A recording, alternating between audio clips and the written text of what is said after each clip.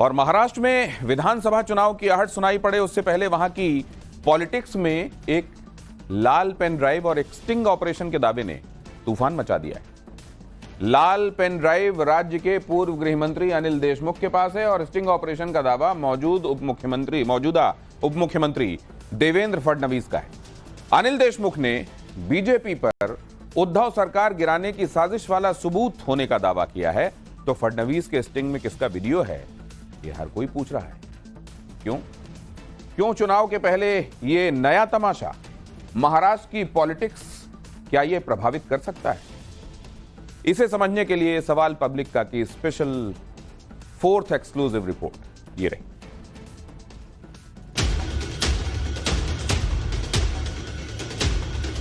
हमारे सब नेता के ऊपर आरोप करने के लिए मुझके ऊपर दबाव डाला था। वही मुझे चैलेंज करेगा तो मैं ये पेन ड्राइव के जरिए मैं पूरा उसका खुलासा करूंगा।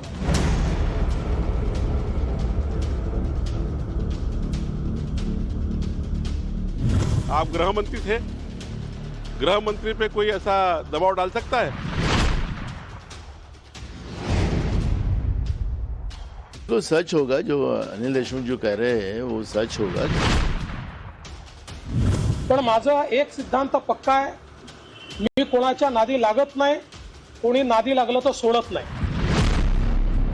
महाराष्ट्र की राजनीति में बम फूटा है। डिप्टी सीएम स्टिंग की बात कर रहे हैं, एनसीपी नेता लाल पेन ड्राइव दिखा रहे हैं। महाराष्ट्र पॉलिटिक्स की नई फिल्म का ट्रेलर आ चुका है।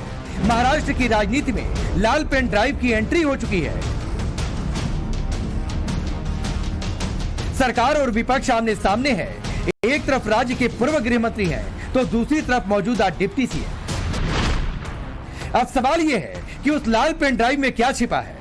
डिप्टी सीएम किसका वीडियो पब्लिक करने का दावा कर रहे हैं? क्या लाल पेन ड्राइव में सरकार गिराने बनाने का कोई फॉर्मूला है? क्या चुनाव से पहले महाराष्ट्र में कोई नया समीकरण बनने की आहट है? महाराष्ट्र विधानसभा चुनाव के लिए अभी तारीखों का ऐलान तो नहीं हुआ है, लेकिन राजनीतिक हलचल तेज हो चुकी है। सभी राजनीतिक पार्टियां एक्टिव मोड में आ चुकी हैं। एक तरफ जहां एनडीए कोर्स करेक्शन कर लोकसभा चुनाव के नतीजे का एनालिसिस करने में जुटी है, तो वहीं दूसरी तरफ गठबंधन पार्टियां भी अपने गुणागणित में जुट चुकी हैं। लेकिन इन सबके बीच महाराष्ट्र के पूर्व गृह मंत्री अनिल देशमुख के लाल पेन ड्राइव ने सियासी तूफान मचा दिया है। शरद पवार गुट के नेता अनिल देशमुख ने डिप्टी सीएम पर बड़ा आरोप लगा दिया। उन्होंने कहा कि 3 साल पहले उद्धव सरकार को गिराने के लिए उनके साथ प्रेशर पॉलिटिक्स की गई। उद्धव ठाकरे, शरद पवार, अजित पवार और अनिल परब के खिलाफ आरोप लगाने के लिए उन्हें डील ऑफर की गई। पहले सुनिए आरोप क्या है। 3 साल पहले देवेंद्र फडणवीस ने मुझे उद्धव ठाकरे के ऊपर झूठे आरोप करने के लिए लगाया था। आदित्य ठाकरे, अजित पवार और अनिल परब, इनके खिलाफ में आप एफिडेविट हमको करके दो, लिख के लाया था। उन्होंने लिख के एक आदमी के जरिए उसे भेजा था कि ये एफिडेविट आप इनके ऊपर आरोप आप लगाइए, इसका एफिडेविट करके दीजिए। आरोप सीधा डिप्टी सीएम पर लगा। बात 3 साल पहले की हो रही है। तब महाराष्ट्र में महाविकास आघाड़ी की सरकार थी। उद्धव ठाकरे मुख्यमंत्री थे और खुद अनिल देशमुख राज्य के गृह मंत्री थे।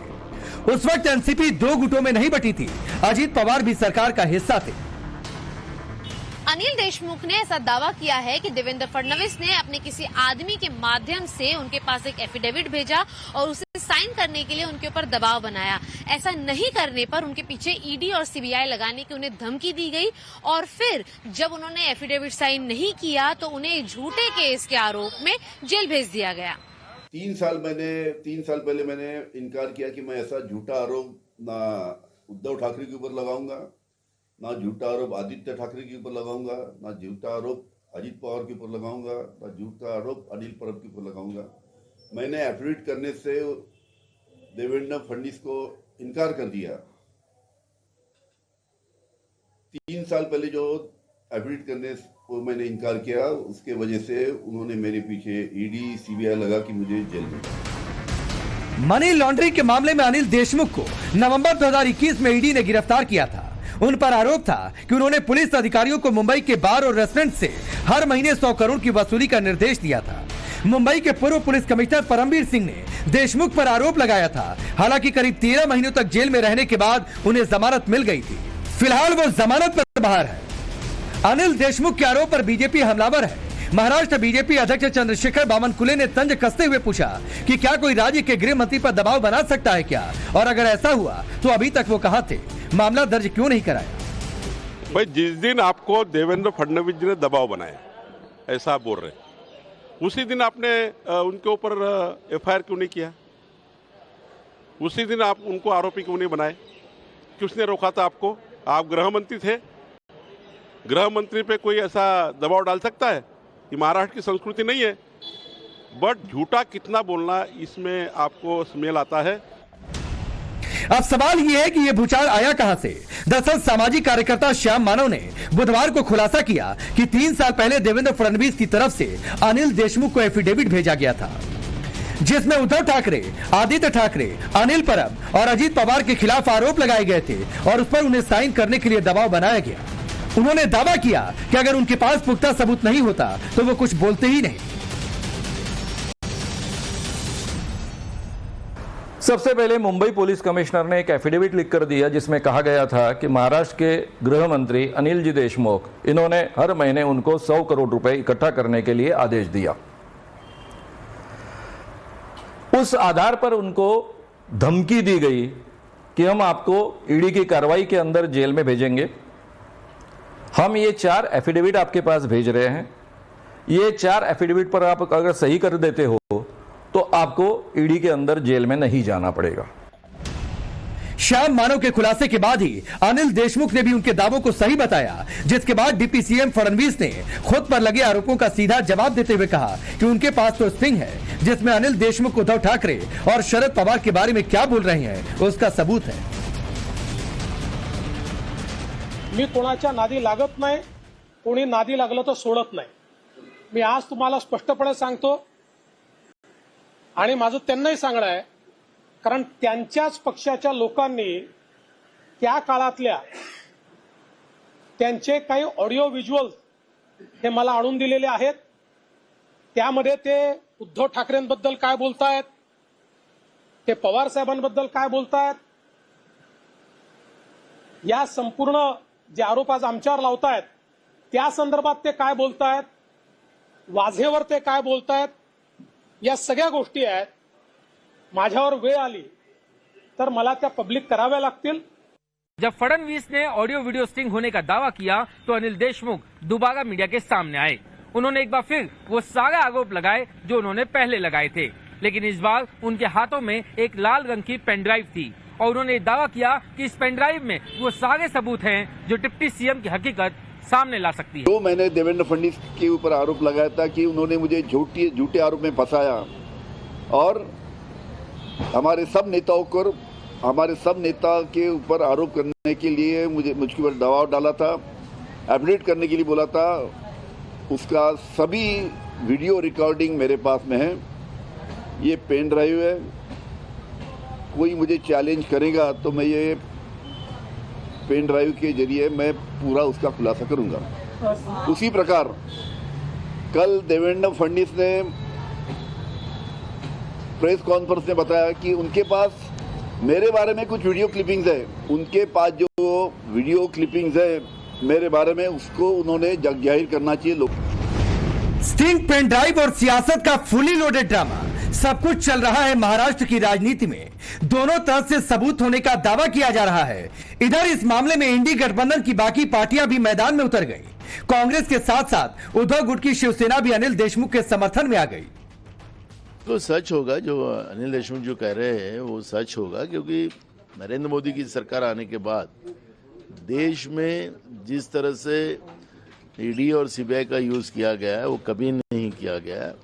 वो यूज इन लोगों ने किया और उसके परिणाम कई लोगों को भुगतने पड़े। निरपराध लोगों को इन लोगों ने जेल में डाल के रखा है। जो इनके फेवर में है उनको छोड़ दिया गया है। उनके ऊपर की ईडी की केसेस वापस ली गई है, सीबीआई की केसेस वापस ली गई है। तो बीजेपी इस प्रकार की हरकत कर सकती है।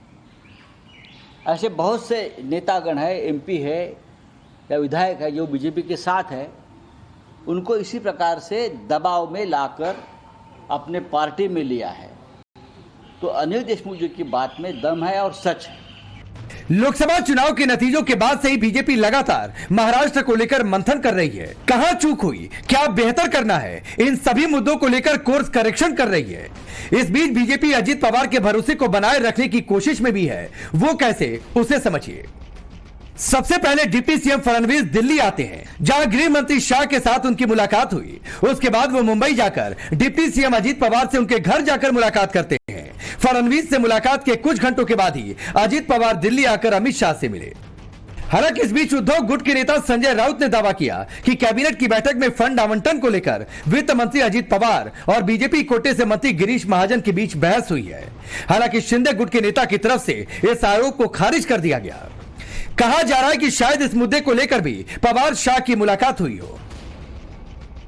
अजित पवार एनडीए का हिस्सा जरूर हैं, लेकिन मौजूदा मोदी सरकार कैबिनेट में उनका एक भी मंत्री नहीं है। विभागों के बंटवारे के दौरान भी अजित पवार के नाराज होने की खबरें सामने आई थी। मुलाकातों के इस दौर को आने वाले आगामी विधानसभा के चुनावों के साथ भी जोड़कर देखा जा रहा है और हाल ही में लगाए गए अनिल देशमुख के आरोपों के बीच में सियासी हलचल बढ़ गई है। लोकसभा चुनाव में अजित पवार गुट की एनसीपी 4 सीटों पर चुनाव लड़ी थी, लेकिन उसे सिर्फ 1 सीट पर जीत मिली। यहां तक कि उनकी पत्नी सुनेत्रा पवार भी बारामती से चुनाव हार गई। हालांकि बाद में सुनेत्रा पवार निर्विरोध राज्यसभा के लिए चुनी गई। इस बार के लोकसभा चुनाव में महाराष्ट्र में एनडीए का परफॉर्मेंस बेहतर नहीं रहा। बीजेपी को सिर्फ 9 सीटों पर जीत मिली, जबकि 2019 में बीजेपी ने 23 सीटों पर जीत हासिल की थी। हालांकि उसके वोट फीसदी में सिर्फ 1% की गिरावट आई। वहीं गठबंधन की बात करें तो इस बार एनडीए में 3 पार्टियां थीं, जबकि 2019 में बीजेपी के साथ सिर्फ शिवसेना का गठबंधन था। एक तरफ जहां बीजेपी अपनी तैयारियों में जुटी है, तो वहीं इंडी गठबंधन टेंशन में है। कांग्रेस, शिवसेना उद्धव गुट और एनसीपी शरद पवार गुट तैयारियां कर रहे हैं, लेकिन इस बीच अखिलेश यादव ने भी अपना दावा पेश कर दिया है। यूपी में शानदार प्रदर्शन करने के बाद अब